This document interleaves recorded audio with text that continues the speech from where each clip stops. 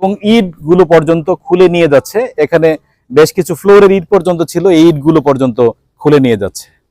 সবাইকে স্বাগত জানাচ্ছি কলমাকান্দা পরিবারের পক্ষ থেকে। আমরা এই মুহূর্তে আছি কলমাকান্দা উপজেলা সদরের একমাত্র স্টেডিয়াম যে মাঠটি রয়েছে, এই মাঠে আমরা আজকে কলমাকান্দা স্টেডিয়াম মাঠ সংলগ্ন যে ক্রীড়া পরিষদের যে দুটি ভবন রয়েছে, এই ভবনের আদ্যপান্ত দেখানোর চেষ্টা করব। আমাদের সঙ্গে থাকুন। এই মাঠেই নিয়মিত শিশু কিশোর এবং তরুণরা খেলাধুলা করে থাকে। এই মাঠটি নিচু থাকায় বছরের কয়েক মাস পানিতে নিমজ্জিত থাকে। গত বছর এই মাঠটি নিচু থাকার কারণে বালি দিয়ে ভরাট করা হয়। কলমাকান্দা স্টেডিয়াম মাঠ সংলগ্ন যে সড়কটি, এই সড়কটি সংস্কারের ফলে কলমাকান্দা বাজারের যানজট অনেকটাই কমে এসেছে। এই সড়ক দিয়ে বিভিন্ন শিক্ষা প্রতিষ্ঠানের শিক্ষার্থীরা এবং প্রচুর সংখ্যক লোকজন যাতায়াত করে থাকে। আমার পিছনেই দেখছেন যে কলমাকান্দা স্টেডিয়াম মাঠ সংলগ্ন ক্রীড়া পরিষদ কমপ্লেক্সের দুটি ভবন রয়েছে। মাঠ যখন সংস্কার করা হয়, মাঠ বালি দিয়ে ভরার সময় এই ভবনটি ধসে যায়। এই ভবনের দরজা, জানালা সব কোনো কিছুই নেই এবং যে ফ্লোরের যে রডগুলো রয়েছে, এই রডগুলো পর্যন্ত দুর্বৃত্তরা নিয়ে গেছে। পরবর্তীতে যদি আপনাদেরকে ওই ভবনটার ভিতরের অংশ দেখাই, একটি ভবনের চিত্র দেখালাম, আপনাদেরকে নিয়ে যাচ্ছি এই ভবনে। এই ভবনটির গ্রিল এবং জানালা বেশ কিছু অংশ ক্ষতিগ্রস্ত হয়েছে এবং এই ভবনটি অরক্ষিত অবস্থায় রয়েছে। যে কেউ এই ভবনে ঢুকতে পারবে এবং এখানে সব কিছু খোলা অবস্থায় আছে। এটা যদি তালাবদ্ধ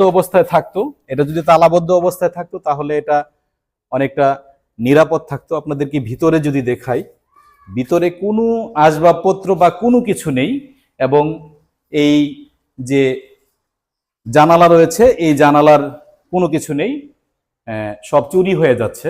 আপনাদেরকে যদি এইটা দেখাই, এই জানালার এটা এখানে নেই, এটা নেই, এই জানালার এইগুলাও চুরি হয়ে যাচ্ছে। এই যে গ্রিলগুলা চুরি হয়ে যাচ্ছে এবং এই যে এই গ্রিলগুলা পর্যন্ত, এই জানালার যে এই পার্টগুলা, এগুলাও নেই।